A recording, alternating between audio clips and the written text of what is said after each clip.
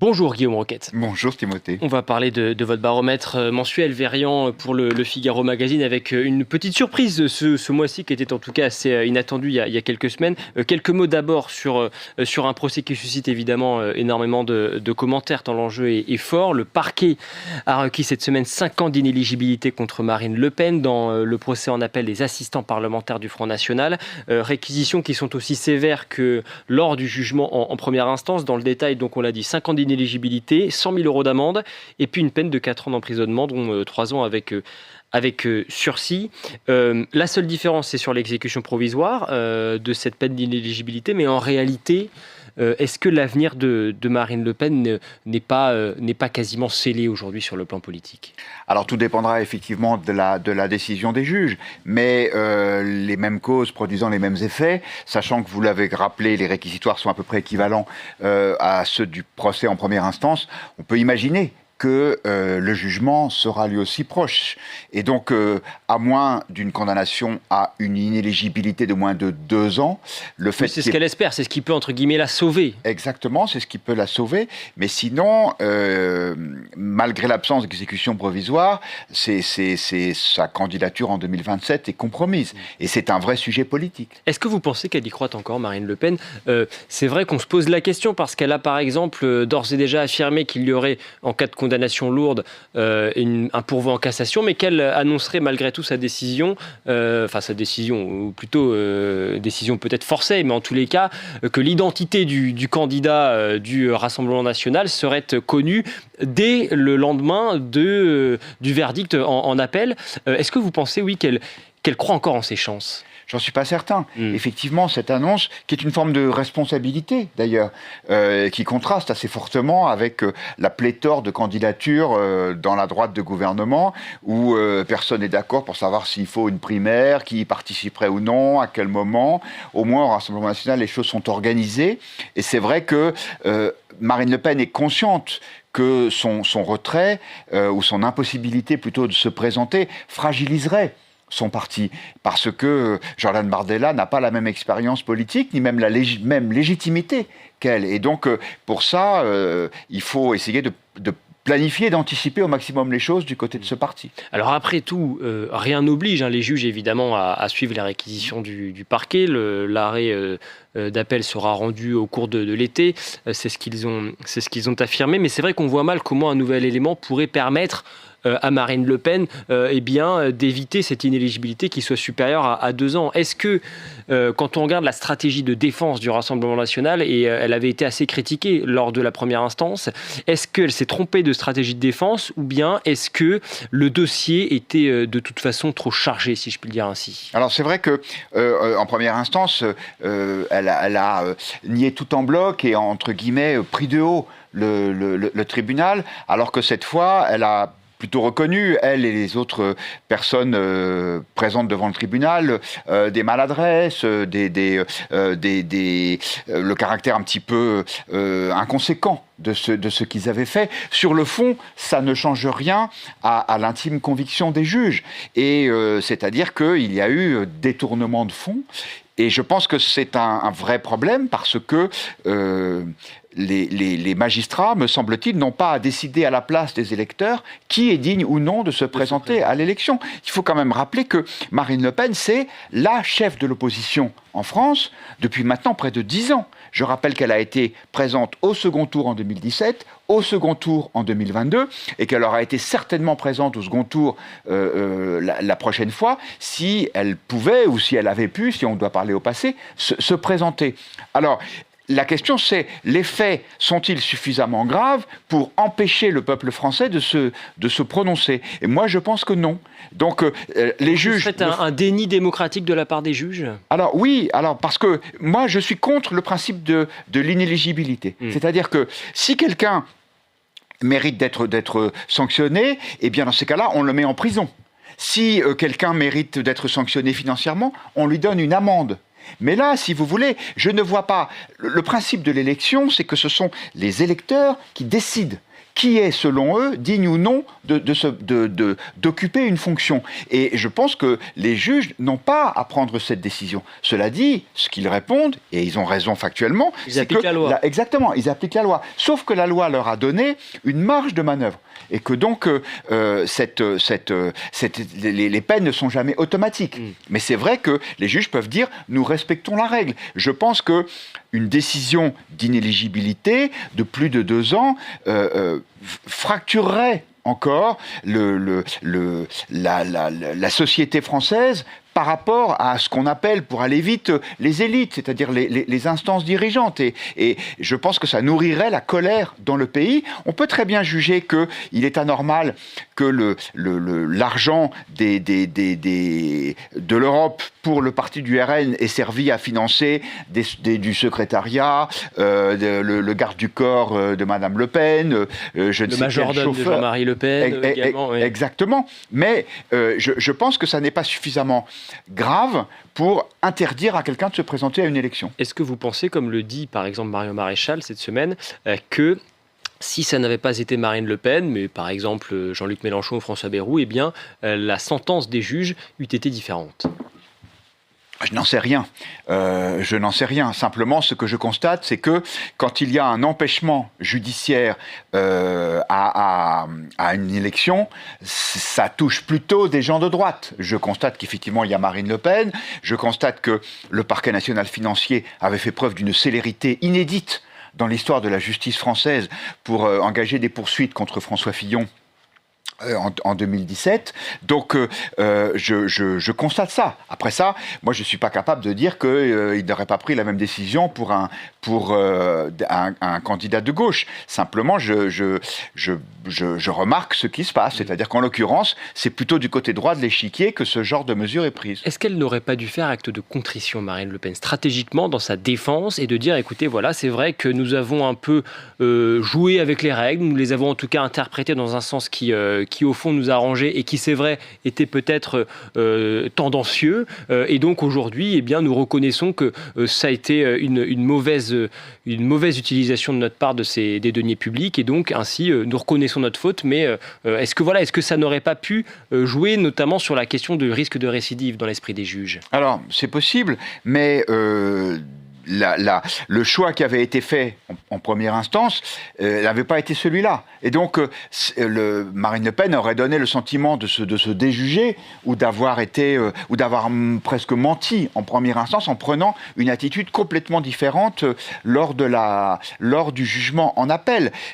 Parce que, sur le fond, moi, je ne suis pas choqué par le fait que l'argent mis à la disposition d'un parti servent à ce parti. Je sais que c'est interdit de façon explicite par le Parlement européen, mais par exemple en France, les règles ne sont pas les mêmes. Quand vous avez un certain nombre de députés, vous avez droit à une allocation publique qui permet de faire fonctionner le parti, y compris votre secrétariat, y compris le garde du corps. Donc c'est pas comme si cet argent avait été détourné à des fins personnelles par Marine Le Pen. C'est effectivement l'un des arguments effectivement qu'elle a invoqué et qui n'a visiblement pas convaincu les juges. Alors sur la stratégie, on l'évoquait, la stratégie de défense, la stratégie de communication, elle, a beaucoup évolué parce que on l'avait vu après le jugement en première instance, eh bien, elle s'était précipitée aux 20h de TF1, à peine sortie du tribunal. Elle avait également envoyé ses lieutenants dans les différentes matinales radio et autres. Cette fois-ci, eh bien, pas un mot. C'est vraiment le minimum qui a été la stratégie du minimum qui a été choisie par le Rassemblement national. Est-ce que ça accrédite pas l'idée selon laquelle, au sein du RN, dans l'état-major du RN, on se dit au fond, la messe est dite? C'est possible. C'est possible. Il y a peut-être aussi l'idée que il ne faut pas essayer de braquer les juges. En criant à l'injustice et à une forme de décision politique des juges. Donc Marine Le Pen espère qu'avec cette position plus accommodante, à la fois pendant le procès, où elle était moins virulente sur ses positions, en disant je n'ai absolument rien fait de mal. Et de la même façon qu'il y a cette discrétion de communication, elle espère sans doute ainsi avoir la mansuétude des juges. Pour le reste, je pense qu'effectivement, il se prépare déjà à la prochaine étape, c'est-à-dire à la mise sur orbite présidentielle de Jordan Bardella. Qu'est-ce que ça change dans la campagne du Rassemblement national? Parce que c'est quand même pas la même chose. Marine Le Pen, Jordan Bardella, il y a des lignes qui sont quand même assez différentes. Jordan Bardella est davantage libéral, on le dit beaucoup plus proche des milieux, on va dire, du patronat, etc. Là où Marine Le Pen, elle se donne une image beaucoup plus proche du peuple. Qu'est-ce que ça va changer dans la campagne du RN? Alors, pour l'instant, ça ne change pas grand-chose dans la mesure où les deux ont à la fois des niveaux de popularité équivalents et des intentions de vote qui sont assez proches. Moi, je pense que ce qui va changer, au fur et à mesure qu'on se rapprochera de l'échéance, si c'est Jordan Bardella qui est effectivement le candidat, c'est que les Français vont de plus en plus s'interroger sur son degré de préparation au poste suprême. Marine Le Pen, non plus, n'a jamais exercé de fonction officielle, mais elle a une sorte d'expérience en politique qui lui donne de la densité, qui fait qu'elle est relativement rassurante. Chez Jordan Bardella, il y a le double effet de son absence d'expérience et de son jeune âge. Et donc, ça, c'est quelque chose qui peut inquiéter un certain nombre de Français qui se sentent proches des idées du Rassemblement national, qui souhaiteraient qu'il y ait une inflexion profonde sur de la politique migratoire en France, une politique plus répressive contre la délinquance, mais qui se demandent si Jordan Bardella est l'homme de la situation. Donc, tout le sujet pour lui, ça va être de rassurer. Quand on regarde justement effectivement l'électorat du Rassemblement national, est-ce qu'il vous semble que le RN a plus de chances de l'emporter si Jordan Bardella est candidat ou si Marine Le Pen est candidate? Je pense que dans l'électorat du RN, c'est équivalent. C'est-à-dire que Marine Le Pen, avec une vraie intelligence politique qu'on voit rarement dans les partis, où en général le chef essaye de ne pas faire émerger trop vite de concurrents potentiels, elle avait choisi, en nommant Bardella tête de liste aux européennes, de le mettre sur orbite. Exactement, de le mettre sur orbite. Donc pour l'électorat du RN, c'est équivalent. Moi, mon sujet, c'est plutôt dans une stratégie de second tour, c'est-à-dire la capacité à ramener vers le Rassemblement national des gens qui n'auraient pas voté pour ce parti au premier tour. Alors effectivement, vous avez raison, il y a cette nuance dans le positionnement économique. Je pense que pour l'instant, ça c'est quelque chose de tellement subtil que les Français ne l'ont pas totalement capté. Le sujet, encore une fois clé, c'est la capacité à paraître crédible pour une fonction aussi essentielle que la présidence de la République. Alors justement, la crédibilité de Jordan Bardella pour la fonction suprême, c'est la transition parfaite avec votre baromètre mensuel pour le Figaro Magazine, baromètre avec votre partenaire Verian qui calcule la cote de confiance et puis la cote d'avenir également des politiques. Justement, Jordan Bardella, on en parlait, il est toujours en tête, mais il baisse de 3 points. Est-ce qu'il perd, par exemple, il joue, c'est son inexpérience dans le domaine de l'international qui joue et qui explique peut-être cette baisse? Je ne suis pas certain parce que il n'est pas en première ligne sur ce sujet.